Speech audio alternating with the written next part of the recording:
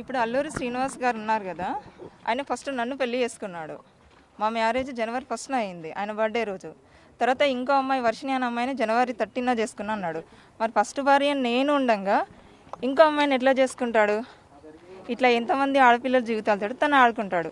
అందుకే నేను ఇది ఆగాలని నేను ముందుకు వచ్చాను. దయచేసి మీ మీడియా వాళ్ళు కానీ, పోలీస్ డిపార్ట్మెంట్ కానీ, గవర్నమెంట్ కానీ అతని మీద స్టెప్ తీసుకోవాలని నేను కోరుకుంటున్నాను.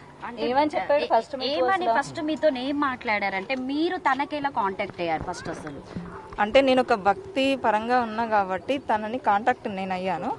అయిన తర్వాత మా మధ్యన మంచి క్లోజ్నెస్ పెరిగింది ఫస్ట్. ఆ తర్వాత అది కాస్త ఈ పెళ్లి దాకా వచ్చేసింది. పెళ్లి చేసేసుకొని ఏదో సేవ, ఒక ఆశ్రమం పెట్టి ఒక సేవ చేసుకుంటూ ఉండిపోవాలని అనుకున్నాము. దానికి ప్రిపేర్ కూడా అయ్యాము. చాలా చోట్ల ల్యాండ్స్ కూడా వెతికాము, కానీ మేము తీసుకోలేకపోయినాం. ఎందుకంటే ఈయన ఒక్క మాట మీద నిలబడడు. రోజు రోజుకి తన మాట అనేది చేంజ్ అవుతూ ఉంటుంది. అట్లా ఈలోపు ఈ వర్షిణి అనే అమ్మాయి టాపిక్ వచ్చింది. నేను అడిగాను, అడిగితే ఏమన్నాడు, తను నాకు కూతురు అవుతుంది, నేను తనకి గురువుని అవుతాను, ఏదేదో చెప్పుకుంటూ వచ్చిండు. అప్పటికే వర్షిణికి తనకి సంబంధం ఉందా? అది నాకు ఈ మధ్యనే తెలిసింది. నేను మీ న్యూస్ వాళ్ళ ద్వారానే చూసాను. వీడియోస్ చూడడం వల్లనే ఇప్పుడు నేను తెలుసుకున్నాను. తెలియడం జరిగింది. అంతే, అంతవరకు తన నా దగ్గర అన్ని దాచిపెట్టాడు. అప్పటిదాకా మీతో ఫోన్లు చేస్తున్నాడు, నాతో ఫోన్ మాట్లాడుతూనే ఉండే. కానీ ఇప్పుడు గత ఒక 20 days అంటే మార్చి ఎండింగ్ లో ఏంటంటే ఆ అమ్మాయిని నేను పెళ్లి చేసుకుంటాను, ఇంకెప్పుడు నువ్వు మళ్ళీ నా లైఫ్ లోకి రాకని చెప్పేసి అంటే మీరు బ్లాక్ లో పెట్టేశాడు. మన వైష్ణవిని పెళ్లి చేసుకున్నట్టు మీకు కూడా ఏమైనా పెళ్లి చేసుకోవడం జరిగిందా? ఏమైనా ఉన్నాయా? చేసుకున్నాడనే చెప్తున్నాను. అంటే ఎలా నమ్మారు? అంటే పెళ్లి అంటే తను కూడా తాళి చూపి అమ్మా, తాళి చూపి. అది ఎక్కడుందా తాళి? తాళి ఉన్నాయి నా దగ్గర, కానీ నేను తన మెడలో, నేను చెప్తున్నాను, తన మెడలో వెండి తాళి ఉంటది. మీరు చూసారా, అగోరి మెడలో వెండి తాళి ఉంటది. అది నా మెడలో తాలే. నా దగ్గరికి వచ్చి తీసుకొని వెళ్ళిపోయాడు. మార్చి 10th రోజున నా దగ్గరికి వచ్చి నా తాళి కట్టింది. ఈ తాళి కట్టడం చేత అమ్మాయిని ఇబ్బంది పెట్టాడు. ఇది మెడలో వేసాడు. చూడండి, అది కూడా కాదు, తన మెడలో ఉన్న వెండి తాళి కూడా నా మెడలో ఉన్నది. నన్ను ఏంటి వచ్చి నా తాళి నాకు ఇచ్చేసాయని చేసి తీసుకెళ్లిపోయాడు. అప్పటికి ఆ అమ్మాయికి ఈ అగోరికి పెళ్ళైందన్న విషయం నాకు అప్పుడే తర్వాత తెలిసింది. నాకు ఆ తర్వాత నేను గట్టిగానే అడిగితే ఇప్పుడు నా నంబర్ బ్లాక్ లో పెట్టిను, రెస్పాండ్ అవ్వట్లేదు. ఇప్పుడు సరే, మీరు భక్తి పారవశ్యంలో ఉన్నారు, మీరిద్దరు కలిసి సమాజానికి. కానీ నేను ఎప్పుడు మీడియా ముందుకు నేను రావాలి అని అనుకోలేదు. ఎందుకు ఒప్పుకున్నారు అసలు పెళ్లి చేసుకోవాల్సిన? పెళ్లి అంటే నా దృష్టిలో ఏంటంటే, ఇప్పుడు ఆ అమ్మాయి మేమేదో లవర్స్ అని చెప్పేసి మేము సహజీవనం చేస్తామని అలాంటి ఉద్దేశము నాకు లేదు. నాకేంటంటే నాకు ఇప్పుడు కాదు, తన కలవక ముందే నాకు ఒక ఆశయం ఉండే, ఒక ఆశ్రమం పెట్టాలి, గోమాతలని కానీ ఏదన్నా వృద్ధులని కానీ ఇలా చూసుకోవాలని నేను, మా మామయ్య, మా అన్నయ్య మేము ఒక కమిటీగా అనుకున్నామా. సో ఈయన కూడా సేమ్ నాకు అనుకూలంగా మాట్లాడేసరికి సరే అలా ఒక భక్తురాలుగా ఉండిపోవాలి తప్ప ఇది ఇంతవరకు ఆగిపోవాలని నేను అలాగే ఉన్నాను. నాలాగా ఇప్పుడు ఆ వర్షిణి అమ్మాయి కూడా ఏంటంటే తను చిన్నపిల్ల. సో తను ఏంటంటే తను లవ్ చూపిస్తాడు. ఎలా అంటే ఇక అది ఒక మీ నిజమైన ఆయన అంటాడు కదా, అంగం అని, అంగం ఉన్నోళ్ళు కూడా చూపెట్టలేనంత ప్రేమ చూపిస్తాడు. 3 నెలలు అవుతుంది. 3 నెలల్లో మీరెందుకు ముందుకు రాలేకపోయారు? ఇప్పుడు వాళ్ళు పెళ్లి చేసుకుంటున్నాము మేము నిజంగానే, నాకు 15 days బ్యాకే తెలిసింది. మీరు ముందుకు వచ్చారు కదా, అంతకు ముందు నుంచి కూడా 15 days బ్యాకే తెలిసింది. మీరు వాళ్ళకి అంటే ఇది నిజం, ఇది జరిగిందని చెప్పేసి మీరు ఓపెన్ అయితేనే మిమ్మల్ని జనాలు రిసీవ్ చేసుకోగలుగుతారు. నాకు వర్షిణి అమ్మాయితో తిరుగుతున్నాడన్న సంగతి జస్ట్ నాకు 15-20 days బ్యాకే తెలుసు. అంటే అంతకు ముందు నుంచి కూడా నాకు తెలీదు. మీరు చూడలేదా? నాకు ఆ అమ్మాయి తోటి నేను అంతకుముందు నేను ఇది పట్టించుకోలేదు. జస్ట్ 20 days బ్యాక్ ఈ వర్షిణి అమ్మాయి బయటకు రావడము, తర్వాత ఆమెను పట్టుకొని తిరగడము, అదంతా నేను అడిగాను. ఇప్పుడు ఏదైతే నేను ఒక లైవ్ చూశాను, రాధిక అనే ఆమె అడ్వకేట్, ఆమె లాయర్ గా చేస్తుంది. ఆమెకు పెళ్లి అయి భర్త వేరే వాళ్ళతో వెళ్ళిపోయిండు. ఆ డిప్రెషన్ లో ఉండి, ఓకేనా, ఆ డిప్రెషన్ నుండి నాకు ఫోన్ చేసి, అమ్మ నాకు ఇలా జరిగింది, నన్ను కొద్దిగా కాపాడండి, నాకు కొద్దిగా తోడుండండి, కొద్దిగా నా భవిష్యత్తుని కాపాడండి అని నన్ను అప్రోచ్ అయితే నేను ఆమెకు ఫోన్లలో మాట్లాడడం జరిగింది. కానీ ఏదైతే ఆమె ఇప్పుడు పెళ్లి చేసుకున్నాము, నాకు తాళి కట్టింది అనేది ఇదంతా అబద్ధం. నేను 1వ తారీఖు మధ్యప్రదేశ్ లో ఉన్నాను. మధ్యప్రదేశ్ లో నా కారు చెడిపోతే నేను అక్కడ మధ్యప్రదేశ్ లో ఉన్నాను. కానీ ఏదైతే తాళి కట్టిందని అంటుందో అవి ప్రూఫ్స్ కావాలి నాకు. ఏదో పసుపు గమ్మో పసుపు తాడో చూపిస్తే కాదు, ప్రూఫ్స్ అనేటివి కావాలి. అది కంపల్సరీ చూపియాలి కూడా. ఇంకోటి ఏంటంటే నా ఆడియో రికార్డింగ్ మాత్రమే పెడుతుంది కదా, మరి ఆమె మాట్లాడిన ఆడియో రికార్డింగ్ కూడా కావాలి. ఆమె మాట్లాడిన ఆడియో రికార్డింగ్ కూడా బయట పెట్టాలి.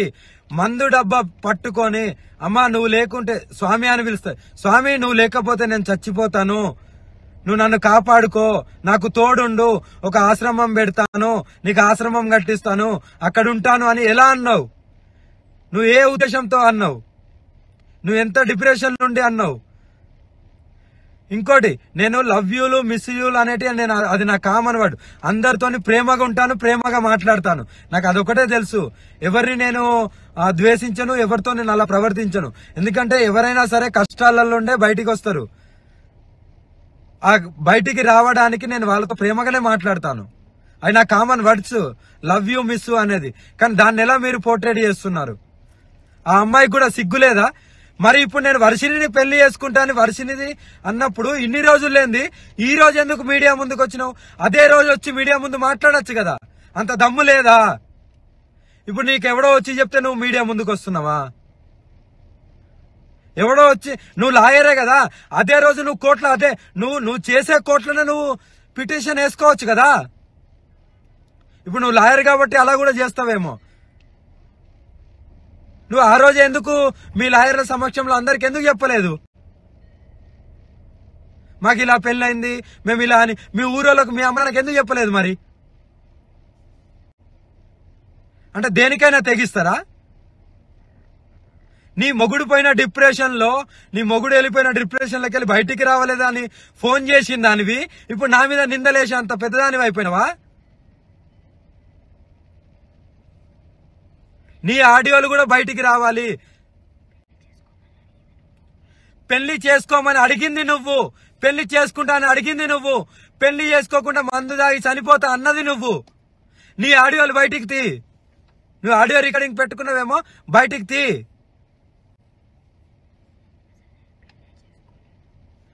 నేను పెళ్లి చేసుకునే దాన్ని అయితే అందరికి చెప్పుకుంటారు కదా, నువ్వు నాతో వస్తావు కదా. మరి నీ దగ్గరికి ఎప్పుడైనా వచ్చానా?